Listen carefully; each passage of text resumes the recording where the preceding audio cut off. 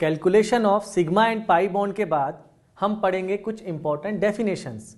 उसमें पहली important definition है हाइड्रोकार्बन क्या होते हैं। नाम से समझिए, इसके अंदर हाइड्रोकार्बन जो है वो बना है हाइड्रोजन प्लस कार्बन से। कहने का मतलब ये है कि ऐसे कंपाउंड, ऐसे मॉलिक्यूल, ऐसा सिस्टम जिसमें only carbon and hydrogen atoms present है। याद रखिए, जिसमें सिर्फ कार्बन और हाइड्रोजन एटम ही होने चाहिए, उसके अलावा फास्फोरस, सल्फर, नाइट्रोजन, ऑक्सीजन कुछ नहीं होना चाहिए, उन्हें कहेंगे हाइड्रोकार्बन। दूसरी डेफिनेशन है हाइड्रोकार्बन डेरिवेटिव।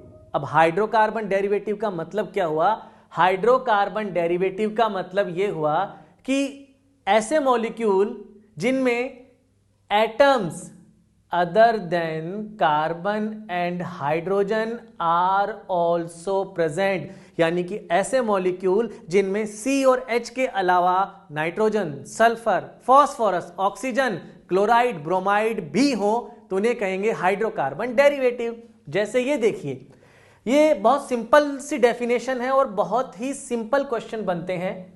ये कंपाउंड दे दिया आपके सामने, पूछा कि हाइड्रोकार्बन है या हाइड्रोकार्बन डेरिवेटिव, तो हमने ध्यान से देखा तो हमें सिर्फ कार्बन और हाइड्रोजन ही दिखाई दिए, तो ये हो गया हाइड्रोकार्बन। HC का मतलब हाइड्रोकार्बन को शॉर्ट फॉर्म में लिखा है मैंने। यहां पर ये जो है बॉन्ड लाइन स्ट्रक्चर है, और ये जो बॉन्ड लाइन स्ट्रक्चर आपके सामने बना हुआ है, इस बॉन्ड लाइन स्ट्रक्चर में क्या ऑक्सीजन दिख रहा है? नहीं। सल्फर, फास्फोरस कुछ नहीं दिख रहा। जब कुछ नहीं दिखता है तो वो CH होते हैं, और यहां पे सिर्फ कार्बन और हाइड्रोजन ही है, तो ये भी हो गया हाइड्रोकार्बन। इसके बाद देखिए, ये दिया हुआ है बॉन्ड लाइन स्ट्रक्चर, लेकिन इसमें नाइट्रोजन दिख गया, यानी कि कार्बन और हाइड्रोजन के अलावा दूसरा एटम भी मिल गया other than carbon and hydrogen, तो ये हो गया यहां पर नाइट्रोजन, और इसे कहते हैं हाइड्रोकार्बन डेरिवेटिव। इसके बाद ये दे दिया नेक्स्ट मॉलिक्यूल, इसमें CH3 के साथ COOH भी आ रहा है, ऑक्सीजन की वजह से ये हो गया हाइड्रोकार्बन डेरिवेटिव।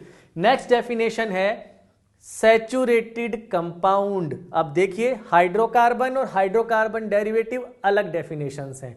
सैचुरेटेड और अनसैचुरेटेड को समझेंगे। सैचुरेटेड को एटम से कोई लेना देना नहीं है, उसे मतलब है सिर्फ बॉन्ड से। अगर ऐसे कंपाउंड जिनमें C double bond C, C triple bond C नहीं है, दोनों में से कोई भी नहीं है, वो कहलाते हैं सैचुरेटेड कंपाउंड। अगर बात करें अनसैचुरेटेड की, तो ऐसे कंपाउंड जिनमें C डबल बॉन्ड C भी हो, C ट्रिपल बॉन्ड C भी हो, या दोनों, तो वो कहलाते हैं अनसैचुरेटेड। डेफिनेशन में डिफरेंस समझिए। अगर केवल हाइड्रोजन और कार्बन प्रेजेंट है वो हाइड्रोकार्बन है, कुछ और आ गया हाइड्रोकार्बन डेरिवेटिव। ये डेफिनेशन एटम पे डिपेंड करती है, ये डेफिनेशन डिपेंड करती है बॉन्ड पे। मैंने कहा सैचुरेटेड कंपाउंड बताओ, आप उसमें कार्बन और कार्बन के बीच के पाई बॉन्ड देखेंगे। अगर नहीं है तो आप कह देंगे वो सैचुरेटेड है। और अगर C डबल बॉन्ड C या C ट्रिपल बॉन्ड C, याद रखिए सिर्फ और सिर्फ कार्बन और कार्बन को ही देखना है, carbon oxygen, carbon nitrogen, carbon sulphur को नहीं देखना है। कार्बन और कार्बन के ही बॉन्ड को देखा, जो नहीं मिले सैचुरेटेड बोल दिया, जो मिल गए तो कह दिया अनसैचुरेटेड सिस्टम है। ये 3 एग्जाम्पल देखिए, पूछा गया है सैचुरेटेड, अनसैचुरेटेड। तो पहले एग्जाम्पल में कार्बन और कार्बन के बीच में क्या कोई डबल और ट्रिपल बॉन्ड है? नहीं है। ध्यान से सुनिएगा, हमें CO को नहीं देखना है, CO को नहीं देखना है, केवल देखना है कार्बन और कार्बन को। कार्बन और कार्बन के बीच में सिंगल बॉन्ड है, क्या C डबल बॉन्ड C है? जी नहीं। C ट्रिपल बॉन्ड C है? नहीं है। तो ये जो मॉलिक्यूल है इसके लिए हम लिखते हैं सैचुरेटेड। नेक्स्ट मॉलिक्यूल ध्यान से देखिए, यहां पर भी कार्बन और कार्बन के बीच में, कार्बन और कार्बन के बीच में सिर्फ सिंगल बॉन्ड है, इसीलिए इस मॉलिक्यूल को भी हम कहेंगे सैचुरेटेड। इस मॉलिक्यूल को देखिए, इसमें C डबल बॉन्ड C भी है और C डबल बॉन्ड O भी है। किसी ने पूछा कि सैचुरेटेड है या अनसैचुरेटेड, तो हम चेक करेंगे कार्बन और कार्बन को। ध्यान से देखिएगा, कार्बन और कार्बन, क्या बोला, कार्बन और कार्बन। तो यहां का इससे मतलब नहीं है, सुन लीजिए, इससे कोई मतलब नहीं है सैचुरेटेड अनसैचुरेटेड को। सैचुरेटेड अनसैचुरेटेड को मतलब है कार्बन एंड कार्बन से।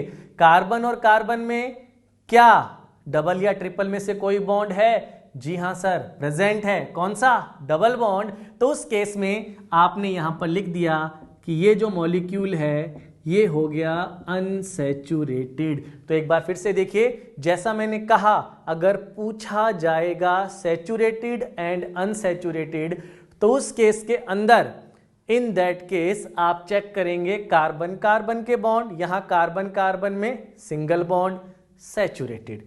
यहां चेक किया कार्बन कार्बन में सिंगल बॉन्ड, CN से मतलब नहीं है, दिमाग में बिठा लीजिए, कोई मतलब नहीं है, सिंगल बॉन्ड है, सैचुरेटेड। यहां चेक किया C डबल बॉन्ड C, लेकिन C डबल बॉन्ड होगा, लेकिन ये अनसैचुरेटेड है C डबल बॉन्ड O की वजह से, नहीं, C डबल बॉन्ड C की वजह से। तो कार्बन कार्बन को देखा, देखते ही कहा डबल बॉन्ड है, जी हां सर, प्रेजेंट है, ध्यान से देखा, इसे आपने कह दिया unsaturated. Saturated and unsaturated molecules के बाद है होमोसाइक्लिक एंड हेटेरोसाइक्लिक मॉलिक्यूल्स की डेफिनेशन। ये है साइक्लिक कंपाउंड। साइक्लिक कंपाउंड का मतलब ये होता है कि उस मॉलिक्यूल के अंदर एक रिंग होनी चाहिए।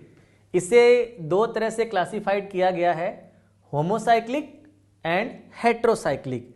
होमोसाइक्लिक का मतलब, क्योंकि हमारा एग्जाम का पैटर्न एनसीईआरटी बेस्ड है, तो उसी के अकॉर्डिंग हम डेफिनेशन पे चलेंगे। होमोसाइक्लिक का मतलब ये होता है कि, होमोसाइक्लिक का मतलब ये होता है कि रिंग को फॉर्म करने वाले, ये देखिए आपके सामने एक 3 मेंबर की रिंग है। इस रिंग में अगर हम चलना स्टार्ट करें तो ये कार्बन, आगे बढ़कर गए तो ये भी कार्बन, ये भी कार्बन और ये भी कार्बन। जब इस रिंग में हम चल रहे हैं, इस रिंग के अंदर हम चल रहे हैं, तो उस रिंग में हमें सिर्फ कार्बन कार्बन ही मिल रहे हैं, हमें कोई हाइड्रोजन एटम रिंग का पार्ट नहीं है। तो ध्यान से देखिए, इसके अंदर रिंग को फॉर्म करने वाले सारे एटम कार्बन हैं, हाइड्रोजन का कोई रोल नहीं है, इसे होमोसाइक्लिक कहते हैं। होमोसाइक्लिक का मतलब है कि if only carbon atoms are involve in the ring formation, only carbon atoms are involved in ring formation, then it is known as homocyclic। ये बॉन्ड लाइन स्ट्रक्चर है और हमें पता है बॉन्ड लाइन स्ट्रक्चर में जब कुछ नहीं होता तो कार्बन होता है।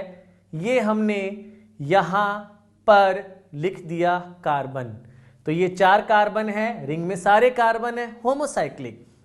यहां देखिए, ये हमने बेंजीन जैसा स्ट्रक्चर बनाया, ऊपर OH लगाया, यानी कि ये जो रिंग है, इस रिंग को फॉर्म करने वाला सिस्टम ओनली कार्बन, OH का कोई रोल नहीं है। ध्यान रखिए, OH का कोई रोल नहीं है, इसीलिए रिंग को फॉर्म करने वाले सारे एटम कार्बन हैं, ये होमोसाइक्लिक है। इसी तरह से ये कंपाउंड देखिए, इस कंपाउंड में भी रिंग को फॉर्म करने वाले सारे के सारे एटम कौन है? कार्बन। नाइट्रोजन का रिंग के फॉर्मेशन में कोई रोल नहीं है, ये होमोसाइक्लिक है। इसके बाद सेकंड है हेटेरोसाइक्लिक। हेटेरोसाइक्लिक में हेटेरो का मतलब होता है ऑड एटम। ऑड एटम कौन सा? Odd atom other than carbon.